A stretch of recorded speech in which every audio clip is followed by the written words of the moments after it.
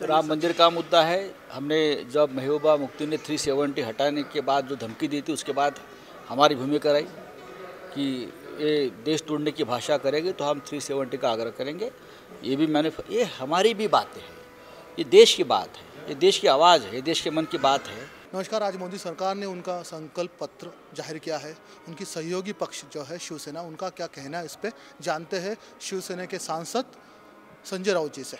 राउत जी नमस्कार। नमस्कार। राउत जी, क्या पहली रिएक्शन है शिवसेना की ओर से? देखिए, ये जो मैनिफेस्टो है ये भारतीय जनता पार्टी का है, सरकार का नहीं होता है, ये पहली बात। दूसरी बात कि ये जो इंडिया का, मैं मानता हूँ ये पूरा इंडिया के साथ ये जुड़ा हुआ मैनिफेस्टो है। और शिवसेना जो भी उसमें बातें आई है, शिवसेना सहमत है।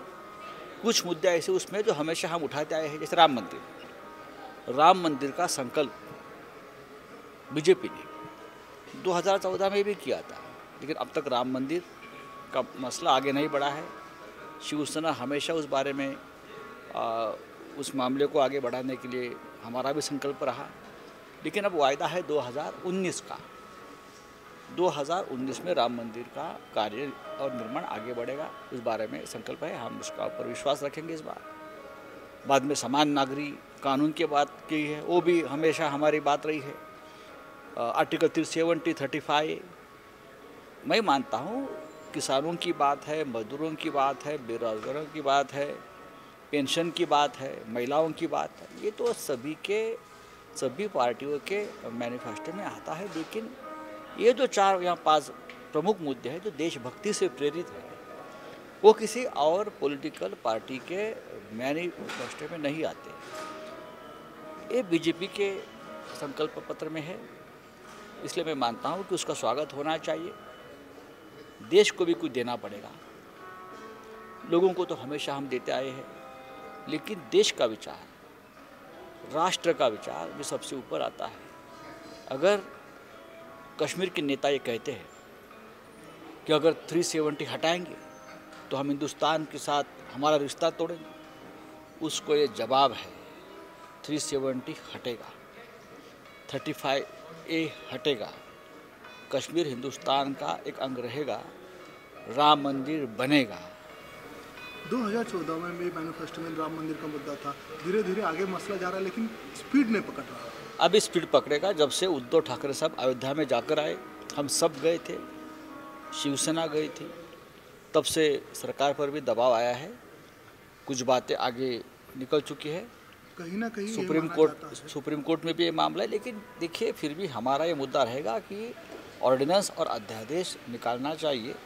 2019 में हम उस बारे में वापस बात करेंगे। हिंदुत्व के एजेंडे पे शिवसेना एक साथ थी। कहीं ना कहीं ये माना जाता है कि किसानों का मुद्दा हो, राम मंदिर हो या धारा 370 हो, कहीं ना कहीं शिवसेना और जो सहयोगी दल है उनका प्रेशर था, इसलिए बीजेपी ने मैनिफेस्टो में राम मंदिर जैसा मुद्दा लिया है। राम मंदिर का मुद्दा है। हमने जब महबूबा मुफ्ती ने 370 हटाने के बाद जो धमकी दी थी, उसके बाद हमारी भूमिका रही कि ये देश तोड़ने की भाषा करेंगे तो हम 370 का आग्रह करेंगे।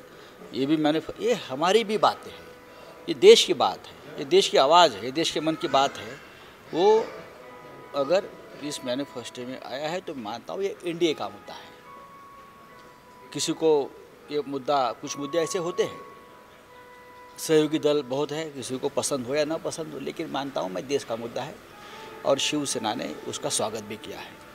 आज सामना में किसानों से जुड़े मुद्दे पर सरकार को खरी खोटी सुनाई गई है।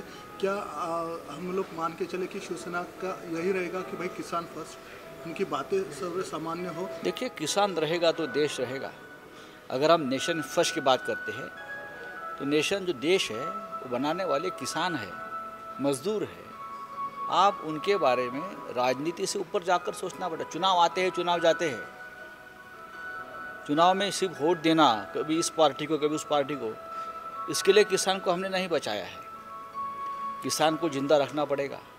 महाराष्ट्र में जिस तरह से किसानों की हालत थी, अचानक बारिश होता है, अचानक ओले गिरते हैं, किसान कैसा जिएगा, उस बारे में सोचना पड़ेगा। हमने सरकार को खरी खोटी सुनाने का मतलब ये है, शिवसेना अपने मुद्दे पर कायम है।